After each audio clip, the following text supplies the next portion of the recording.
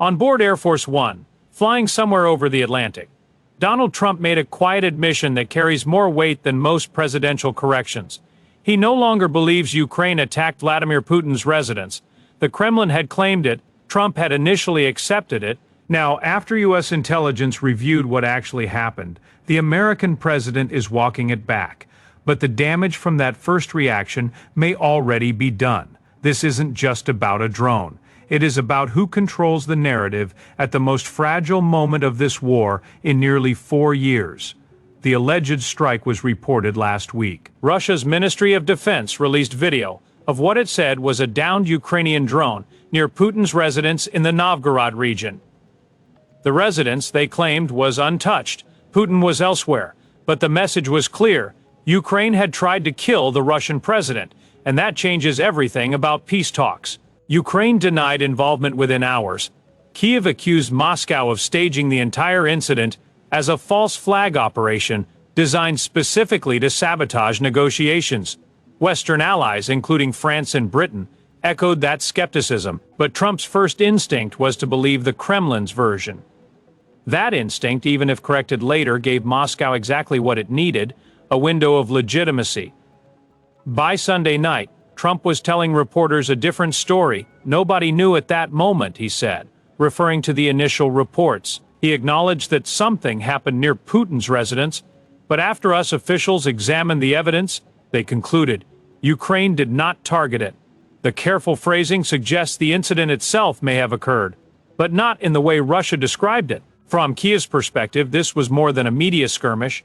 Zelensky's entire negotiating position depends on maintaining credibility with Washington.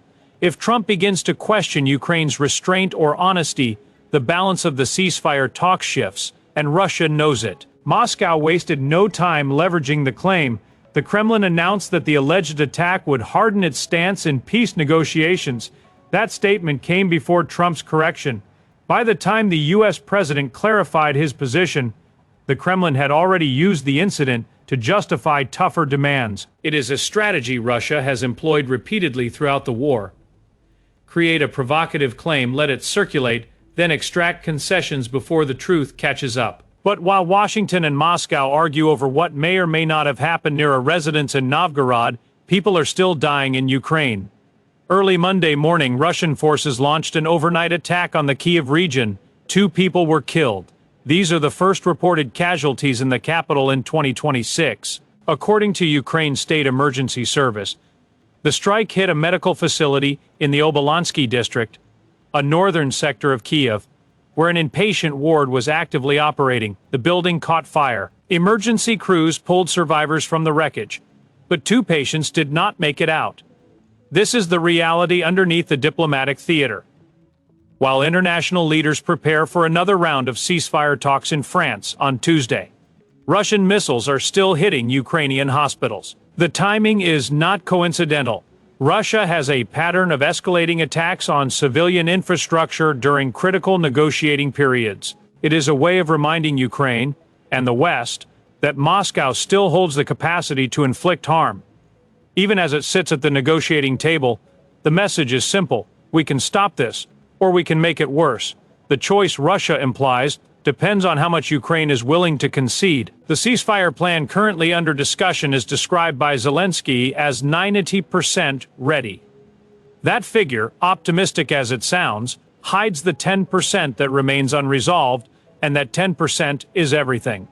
The core issue is territory. Ukraine is being pressured to accept the loss of land Russia has occupied during the war. For Zelensky, that is not just a political concession, it is an existential compromise that undermines the very reason Ukraine has fought for nearly 4 years. European leaders meeting in France on Tuesday will be pushing for a deal backed by the United States. Trump has made clear he wants this war over. He has publicly stated his frustration with the cost, the duration, and the complexity of continued US support for Ukraine. But wanting a deal and getting a sustainable one are not the same thing. Zelensky is under immense pressure to agree to terms that, in any other country, the alleged Putin residence strike fits perfectly into this moment. It allows Russia to cast Ukraine as an aggressor unwilling to negotiate in good faith. Even though the claim has now been disputed by multiple governments, including the United States, the initial accusation still serves Moscow's purpose. It plants doubt. It creates a story Russia can reference in closed-door negotiations, and it gives the Kremlin a justification for hardening its stance. Just as talks are reaching a critical phase, Trump's correction matters, but it came late. In the first hours after the claim emerged, his acceptance of the Kremlin's narrative gave Russia a diplomatic advantage. Even now, with us officials saying they don't believe the strike happened, the ambiguity remains. Trump didn't say definitively that Russia fabricated the incident. He said U.S. intelligence doesn't believe Ukraine targeted the residents. That leaves space for Moscow to argue that something did happen, even if the details are unclear. This is how disinformation works in wartime diplomacy. It doesn't need to be proven true. It just needs to create enough uncertainty to shift the conversation. Ukraine, meanwhile, is left defending itself not only on the battlefield but in the information space. Kyiv has to prove it didn't do something, which is always harder than proving it did. And while Ukrainian officials spend time refuting false claims, Russian forces continue their operations. The 2 people killed in Kyiv on Monday morning didn't die because of a diplomatic misunderstanding. They died because Russia launched a missile at a hospital. Up to this point, this looked like a familiar pattern of wartime propaganda. But now, it is turning into something far more dangerous. The ceasefire talks are no longer just about ending the fighting. They're about defining what kind of peace Ukraine will be forced to accept. And the narrative around incidents like the alleged Putin residents strike directly influences that outcome.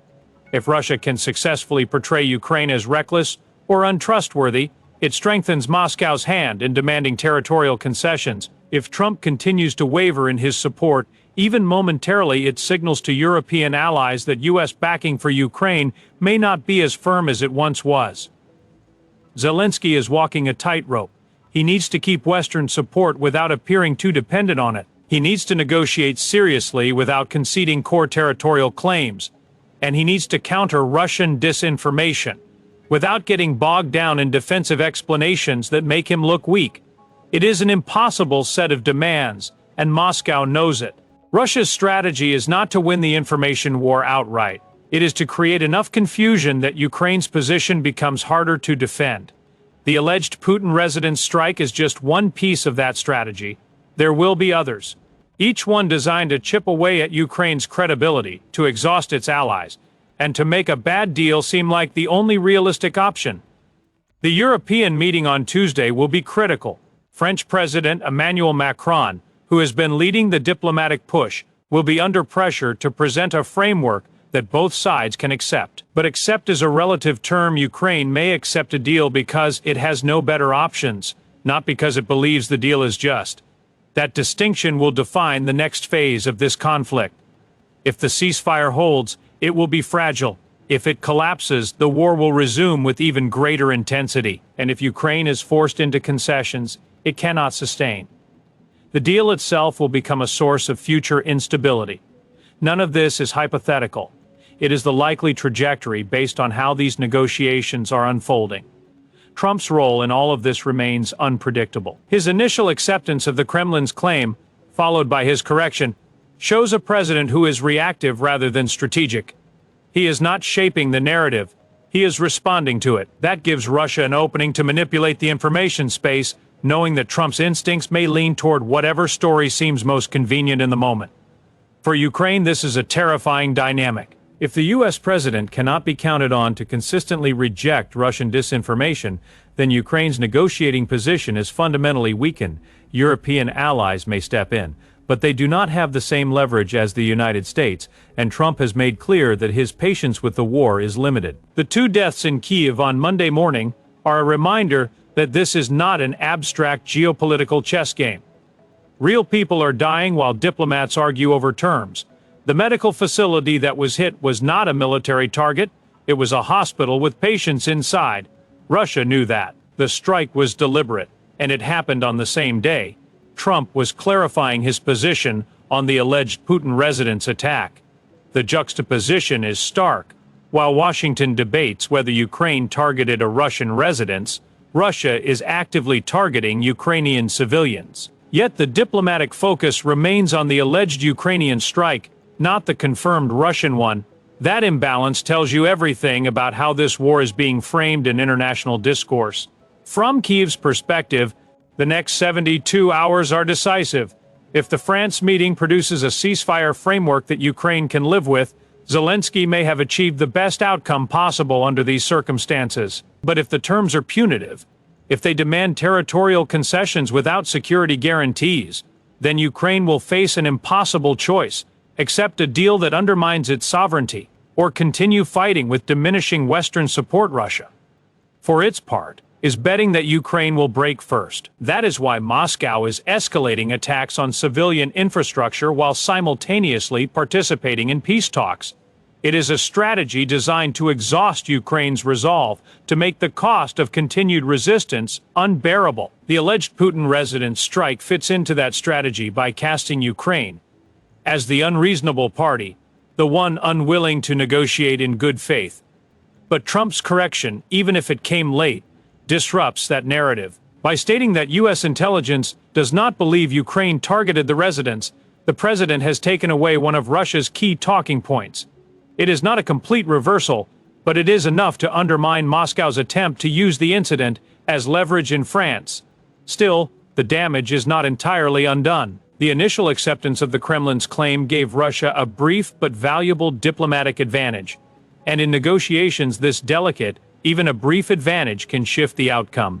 The ceasefire talks are not just about stopping the fighting. They're about determining what kind of post-war order will emerge in Europe. If Russia is allowed to keep the territory it has seized, it sets a precedent that borders can be redrawn by force. If Ukraine is forced to accept that outcome without security guarantees, then the deal becomes a temporary pause, not a lasting peace. European leaders understand this. That is why Macron and others are pushing for a framework that includes some form of security architecture for Ukraine. But Trump's position on that remains unclear. He has expressed little interest in long-term commitments to European security. He wants the war over, and he wants it over quickly. That urgency, while understandable, may lead to a deal that solves nothing and sets the stage for future conflict.